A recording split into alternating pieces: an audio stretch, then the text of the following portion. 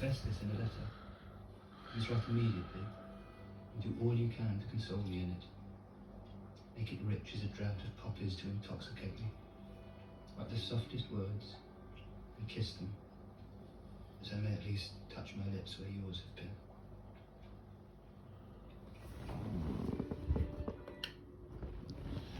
Keats, without looking it up at all, I probably should just to reference, but I do remember Keats being very, like, he'd write a lot of romantic stuff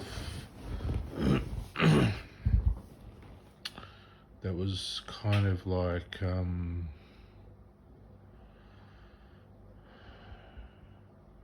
not so much desiring love or desiring a woman or desiring even a man because he was gay. Well, not gay. Back then he didn't say gay. He had a homosexual partner and then he'd find lovers.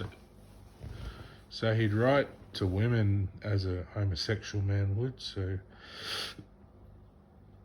it was almost like, I'm not homosexual, so it's hard for me to sort of describe how that would sound. So it's sort of like he'd write something like, "Oh, your lips are like the touch I miss," and all this sort of stuff.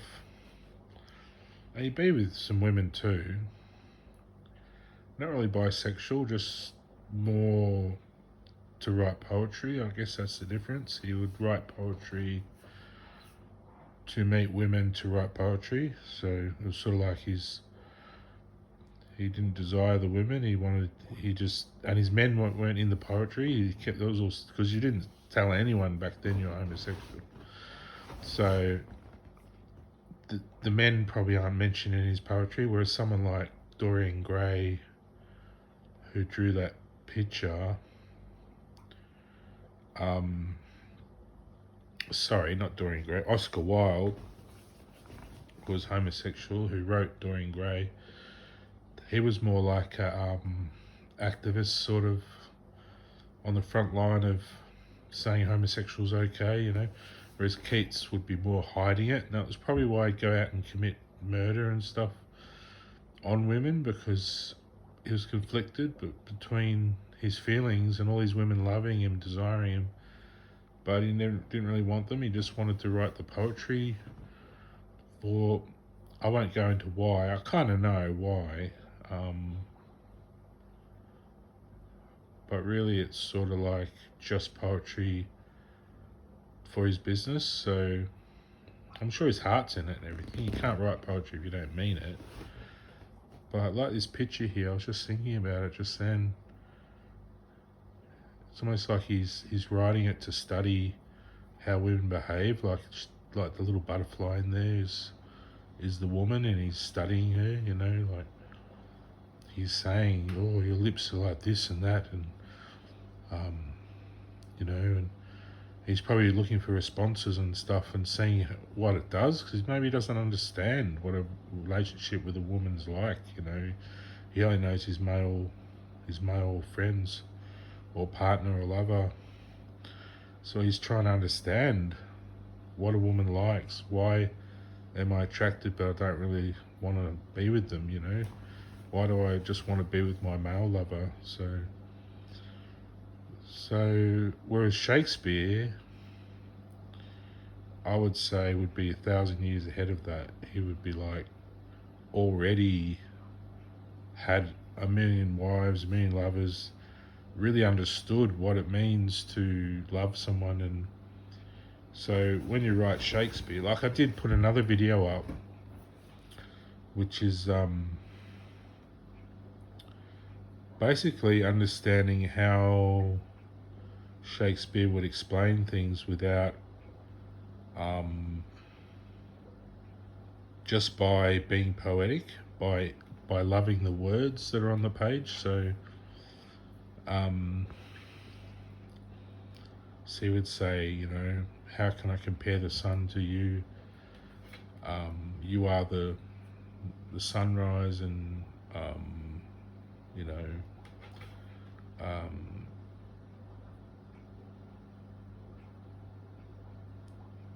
sorry, I can't remember how it all goes. I'm a bit tired, but Juliet is the sun, and Juliet is the moon, and I'm tired.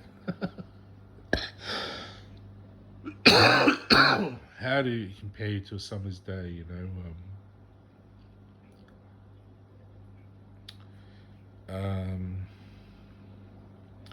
Anyway, I was just explaining earlier in another video on Facebook or somewhere how Shakespeare would replace sort of explaining a lot of stuff with just simply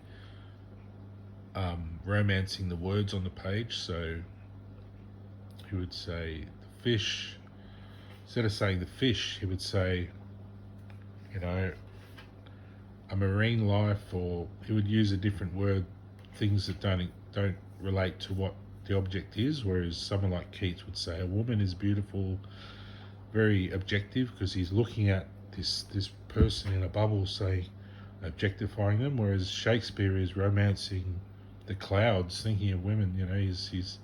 He's sending them off to heaven. He's almost like saying women are the song in the heart of sparrows. And, he's already in love with the word, with the world and the word, and it's almost like he just wants to say, you are everything to me, the woman.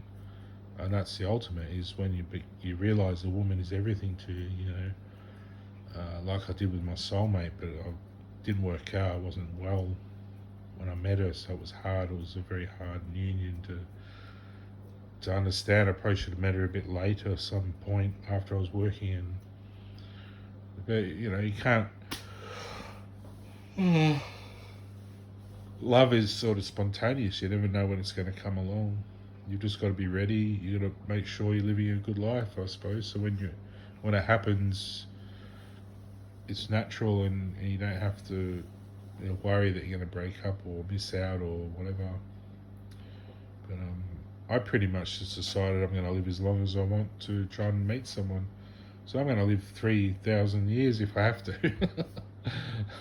I'll look like Yoda by the end of it, and probably humping a tree stump. But that aside, I'd love to meet someone nice that just likes relaxing with me and having fun. But yeah, with Shakespeare, it's more than just that, though. It's more than just, how do I compare thee to a summer's day? Juliet is, I can't remember the line. I wanted to say it perfect. The sunrise is love and Juliet is the sun, or whatever it is. I can't remember what the line is right now, but what light through yonder window breaks, it is Juliet.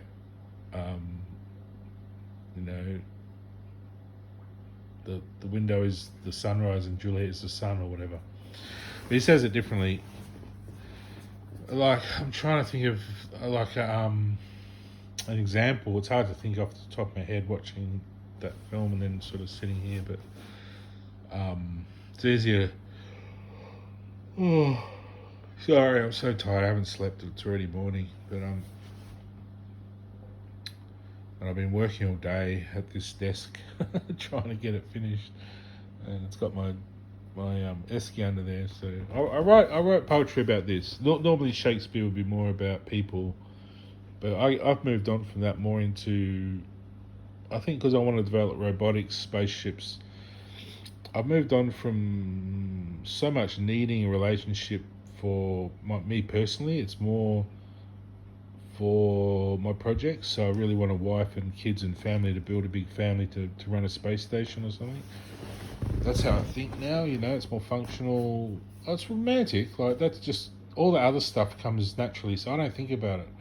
I'm moving on now to the point where I'm almost, like, I've evolved to the point I'm a Superman. I don't need to think about anything. It's almost like I know it's going to happen. So the part with the woman, you don't know. It's her decision. So you got to leave that up to her, and you got to up to her, not Herb. Leave that up to her. And, when it happens, it happens, hopefully, before I build my space station. I like all my family born. I like to feel like I can take someone special up there to see it all and really spoil her. and everything. It's like a Ken and Barbie sort of life. You know, I'd be a bit like a Ken sort of Buzz Lightyear sort of Superman sort of big guy, Elvis sort of. That's how I see myself, sort of. You know, sort of changing, transforming. You change and transform in love. You know, I'm sure everyone's noticed people's bodies change, and uh, part of maturity and development. But yeah. So you could say, you know, I wouldn't say keyboard. I would leave it in suspense. I wouldn't say it's almost like a filmmaker like Spielberg. He doesn't show the shark until the shark gets shown. You know, it's like what's down there. You just have the music going dun dun dun dun. You see a fin. You know, so that's a bit like Shakespeare. He's a playwright, so he's wanting to entertain you with sort of like suspense almost. You know, so I'd say, you know, like for this little table I've made, I could say, you know, oh, it's hard because there's nothing really to relate to that's interesting. I could say, you know, the buttons, something about the buttons or the keys on the keyboard,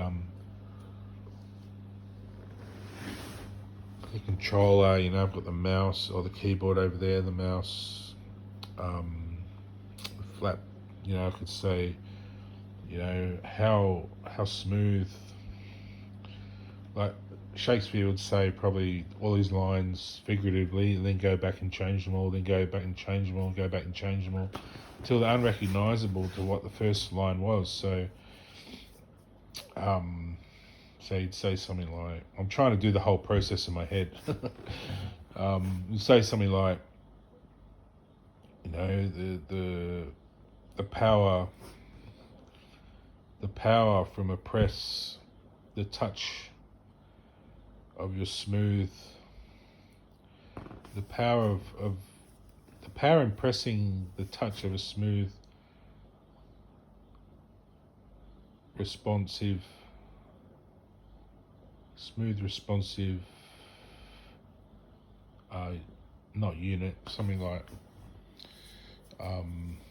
how you lay there, you know, languishing peacefully. How can you not want to hold that which glows so effervescent, and yet be so close to touch and not move that which, you know, I'm not really saying what it is. I'm trying to relate this keyboard to this, you know. So you see what I mean? It's almost like saying you want to take someone on a journey, not really give them what's the image. You know, you're almost saying, oh, you know, like this room, you could say, so many things inspire me to want to lay and stare. You know, the bookcase. What is your purpose? Why do you hold so many memories? And tapes,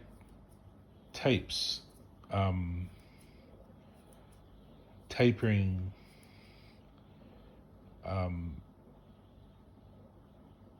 tapering. You know, I don't know. I can't think.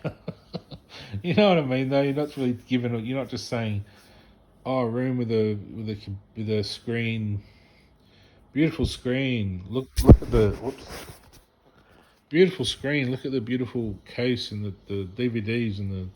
You know, it's not romantic. You're just saying what's there. You know, oh, the beautiful projector kissing the screen with the light that shows the movie. It's not that interesting. Whereas you're saying, you know, spiring up to light the heavens with your magic. You keep your memories safe on your right ear, and yet on your left, your memories are deaf to music and the deep bubbles of discontentment, bubbles of being imprisoned. Yet here we're free to see what we want in a prism, you know, or whatever. You know, it's a little bit modern Shakespeare, but you get what I'm saying. I'm not just saying oh, fish, you know, you're near the projector and there's the bookcase, and sort of like, over time, will they ever see what they want to see? Can they see out into the world of make-believe that has the head of the household listening in to an Echo or Elmo, you know, the girl sitting in the pasture, is she there, or is she an apparition, a dream I'm having through a technological maze of industrial haze, you know, whatever. And the movie's not, I might go to bed actually. A bit tired. Bright Star, Jane Campion, check it out. It's kind of cool. It's nice little slow burner.